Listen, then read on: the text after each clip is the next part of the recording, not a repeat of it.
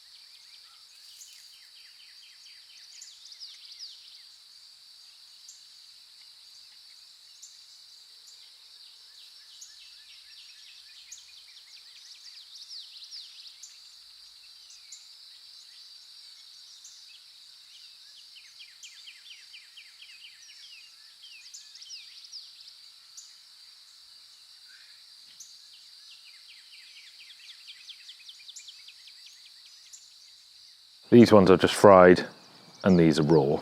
And raw,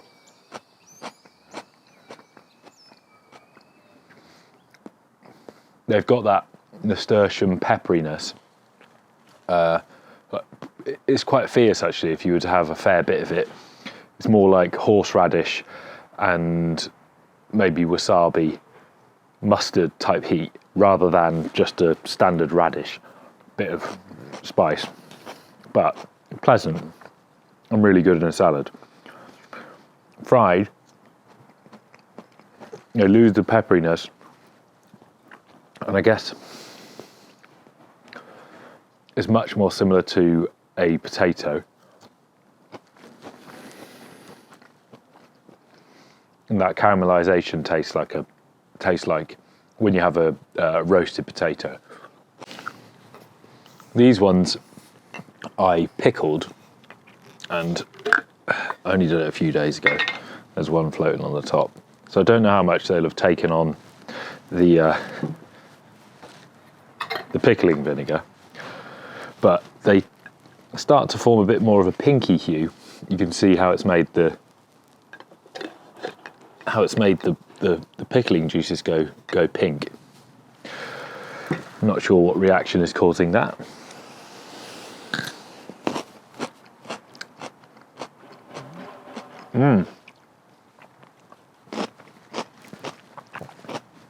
That's really good.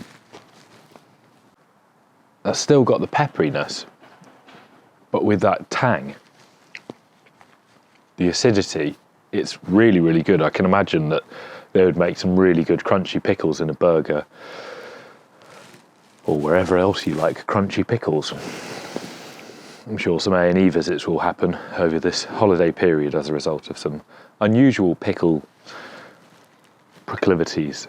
So it's a really productive plant, and it's completely unfussy about the type of soil that it goes into, and you can even grow them in partial shade. It's a low effort and confidence boosting plant that I think more people should be trying to grow in temperate climates like the UK and Ireland. So continuing on the theme of comparing them with potatoes because of their shared region of origin, and the fact that they are quite similar in that they're a tuber and they're rich in carbohydrates.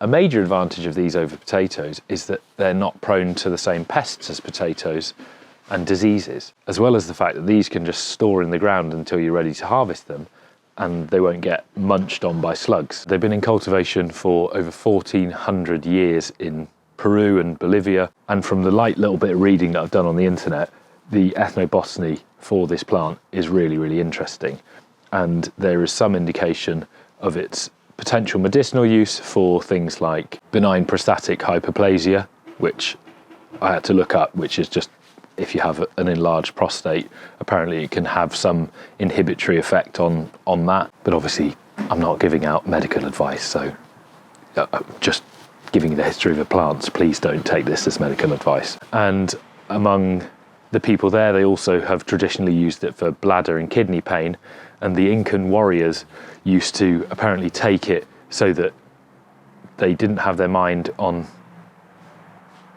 shagging, because apparently that's distracting when you're in battle. But seeing as how high yielding it can be, I can see how it could also feed an army. Anyway, I'm really not any type of authority on them, so if you know of any sources of information to find out more about its cultural importance, then please let me know in the comments. I'd be interested to find out more, and I'm sure there'll be lots of other people who would use that as a bit of a starting thread. And I was just given these, but there are, I can see, especially in South America, a number of different coloured varieties. I don't know what the difference in culinary use or medicinal use is for the different coloured ones, but these are the only ones that I've been able to find so far.